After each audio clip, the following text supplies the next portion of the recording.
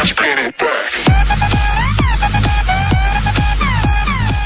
is up, guys? It is Tomo here and welcome to episode 150 of the FIFA 13 career mode, and let's get things started. As you can see, today's episode is going to be a little bit tasty, spicing things up before next episode when we have big matches against Borussia Dortmund and Malaga in the league. But first we have Atletico Madrid and Getafe in the league, two very difficult opponents, but the good thing is that we have Atletico Madrid at home and they are the harder of the team. But as you can see, we are going to be reunited with our old friend Ramirez.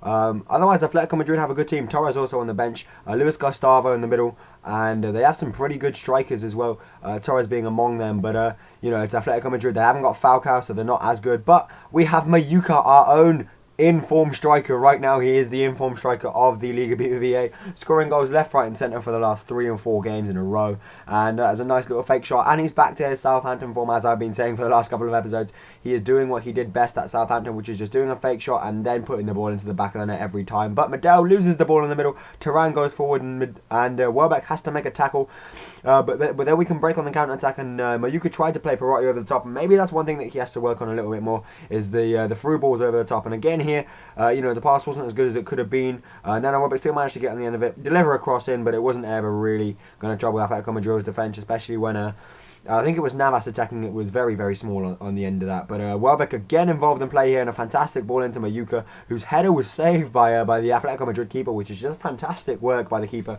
to be able to do that in such a tight space for Mayuka is just fantastic. And Mayuka nearly made him pay for it. But again, I think it's Adler in goal, actually. I think he makes a fantastic stop to deny Mayuka's shot. This time it was going to go cross goal into the corner, but like I say, it was well saved. Mayuka again getting on the end of the on the pass to Jesus Navas. Unfortunately, this time it didn't go through either. So maybe that is something that he really does have to work on, those through passes. But you know, as it is in every FIFA game, we were dominating Atletico Madrid early on, and they had that one chance, and that was the best chance in the match. And luckily for us, Diego Alves managed to stop it. And you know, nothing came from the corner either. And it is Adler in goal, actually, and that's just another thing about this thing where they have the player names above their heads. I really do like it. But here now, Welbeck gets tackled and Kara goes through. And if you just give me a second, guys, I just have to turn off my heater because I just realised it came on. Sorry about this.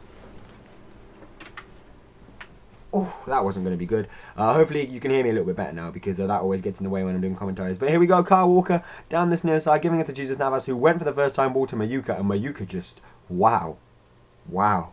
What a great finish that one is. It reminds me of it reminds you a little bit of Lampard's goal in the Chelsea game, by the way, guys. As you all know, I'm a Chelsea fan, and my God, Frankie Lampard, what a tank. But anyway, carrying on, we are winning 2-0 against Atletico Madrid, and the floodgates at this point we're just going to open and open and open and open. And Torres did actually come on later on in the match. He linked up with Adrian and Ramirez pretty well. Adrian running down this near side, near touchline. He's going to eventually try and cross this in.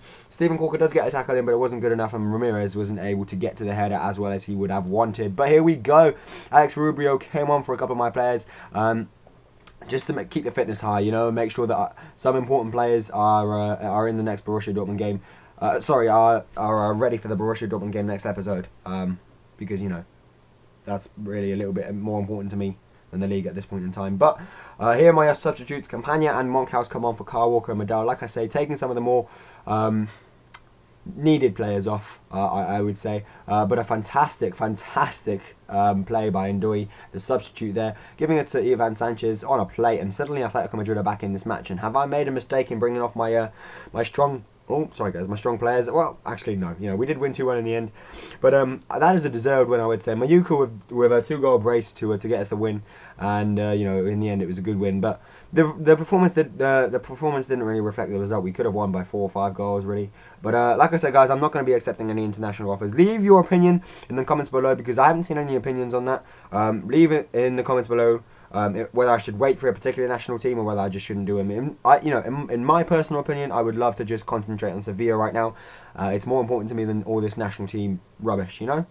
I prefer a 2-week break in the international breaks instead of more games. But there was the lineup for the match against Getafe. Again, we are home, but the Getafe this time are going to break us down first, and they have the first chance in the match. And what a fantastic challenge that is by, I think that's Bottia. It might have been De Vrij, but correct me if I'm wrong. I believe it was Bottia, because obviously it is a is a slightly less important match to me, so I would be playing my lesser players, and I believe Bottia would be one of those, unfortunately for him. But Rakitic with a nice ball into Diawara. Diawara, in my opinion, gets tackled unfairly, but the referee says no penalty, so we just carry on. Diawara stepping inside here nicely, but unfortunately the defender managed to get back in time and just nick the ball away from his foot just before he was about to shoot. And this match was very much even compared to the Atletico Madrid match. You know, we weren't playing any of my stronger players. My team maybe lacked a little bit of experience, you could say. Obviously, Hamo up top was a very inexperienced player, although he has great potential. But I tried to kind of stabilise my inexperience really with my midfield players. You know, Javi Hervas and Campagna, between them have a lot of experience in a lot of the major competitions as well. Rakitic is in there in the midfield, making a strong performance from him. That's what I really want. But Bottia with a fantastic tackle. Campagna himself picking up the ball on a wonderful through ball to Diawara. And this isn't really where you want Diawara. You know, you want him in the middle trying to receive the ball. You want Hamel on the wings. And again, maybe a little bit of inexperienced cover trying to creep in. You know, Diawara hasn't really been getting enough game time since I've been manager here at Sevilla. Only recently, since both of my strikers, Boni and Nassim Ben Khalifa, got injured, have I been playing him a lot. But with Ben Khalifa, you know, soon to make a return, you can expect to see him in the next couple of episodes returning from the side, returning into the side from injury, of course. But here we go, Getafe on the attack. Ramos and Pablo, whatever his name is, linking well. Sorry guys, I just cannot do the Spanish players' names. And the other team do win a free kick here, but they go short. And we managed to nick the ball, and this is Reyes at his absolute best. He gets a start in this match, just holds the ball up fantastically, and Diawara is in. And this time the defenders aren't going to manage to catch him up, and he definitely is going to be able to finish that nicely into the bottom left-hand corner. A fantastic finish from him in the 55th minute. And we now have a 1-0 lead, which I can say isn't really this deserved. You know, the game was very even. The first goal was definitely important in this match, and I'm very glad we got it, because this definitely did open the floodgates. As you can see, another chance straight away for Reyes, who blasts it over. Maybe finishing isn't really his strongest side, but whatever. We make some substitutions, bringing off Steven Corker for Alex Rubio, just to make a, you know, I actually did Alex Rubio as a striker, but what a goal that is from Diawara, by the way. What a fantastic little nod into the bottom corner. I'm going to include that in the goal of the season, because Diawara is such a lad, you know. He doesn't really get much game time, but he scores some important goals for me in the recent times that I have actually needed him. So maybe we'll look at getting him a permanent place on the bench. But, you know, leave it, again, another thing to leave your opinions on in the comments below, guys. Put a comment below whether you think I should play Diawara a little bit more, even if my two strikers do come back, because he is actually a great player. But a quick note, like I say, Alex Rubio is a striker.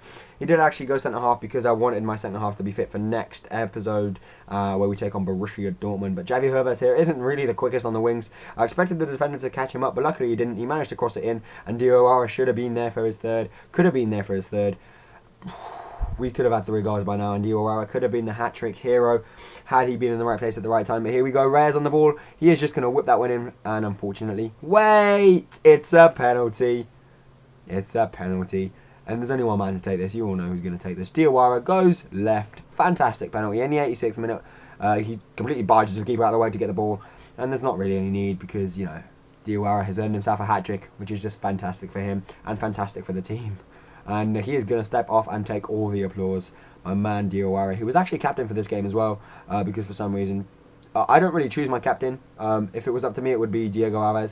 But unfortunately, again, we concede, which is starting to annoy me a little bit. You know, I'm tired of conceding every game, so maybe we can work on that as well. So there's still little things that the team needs to work on as a whole. One of them, obviously, being the inexperience in the team, but Perotti comes on and scores a fantastic goal late on in the game. So replacement for Diawara is just fantastic.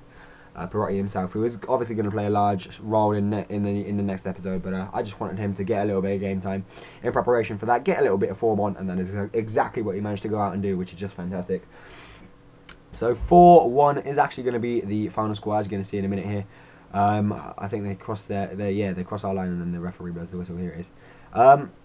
So 2 fantastic results in the league. Maybe not a good result against Atletico Madrid, but a win nevertheless. And it means that we have 6 points on the board, and hopefully we can still be top of the pack when it comes to league table time at the end of the episode, which of course it is now. So guys, it is coming towards the end of the episode. Argentina don't really want me anymore. What a shame. But here we go. We're still only 2 points in front of Barcelona, so we cannot afford to lose any more games. They've only lost 1 game all season, and that wasn't even to us. So that's just, you know, that just shows how good Barcelona are in this game. Even in like what year is this? 2017. Even in 2017, Barcelona is still a good team. So guys, I want to thank you all for watching. If you could please like, comment and subscribe, I'd very much appreciate it. And apart from that, I will see you all next time when we take on Borussia Dortmund in the Champions League. See you later. Bye.